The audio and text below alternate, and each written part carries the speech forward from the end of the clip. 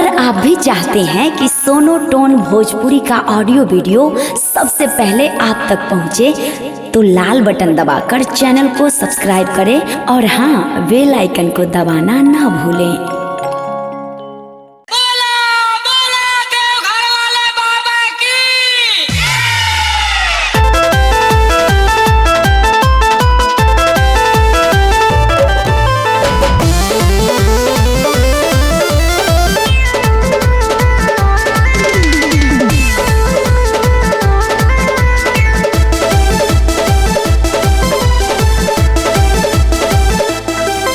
दुख देख के माथा फेल भइल घरवे में, अब तो जेल भइल घरवे में, अब तो जेल भइल। दुख देख के माथा फेल भइल घरवे में, अब तो जेल भइल। लागता परलय आई हो, सब गाल के गाल में जाई हो।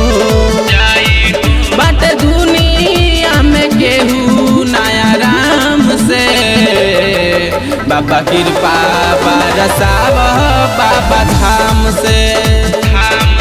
बाटे दुनिया में केहू नया राम से, बाबा कृपा बरसाव बाबा धाम से।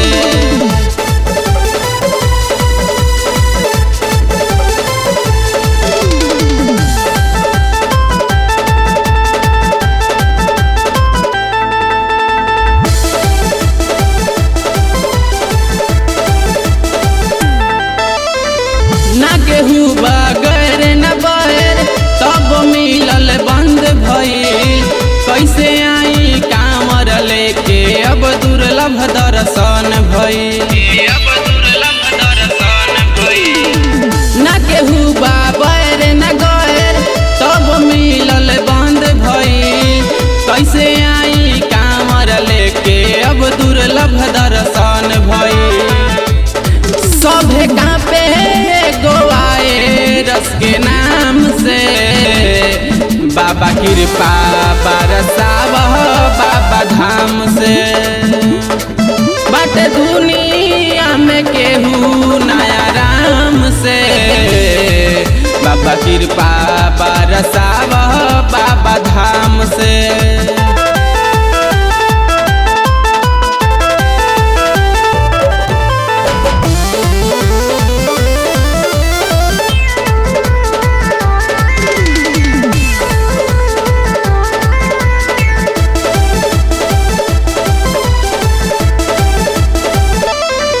मन तूड़ा है त्रिपुरारी, अब तक कुछ हूँ बोल द।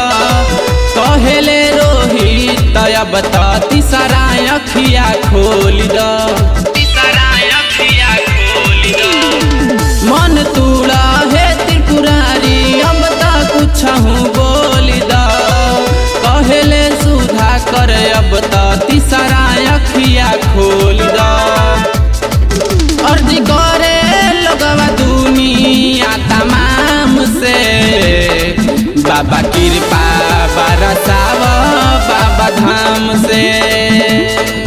बाटे दुनिया में केहू नया राम से, बाबा कृपा बरसाव बाबा धाम से।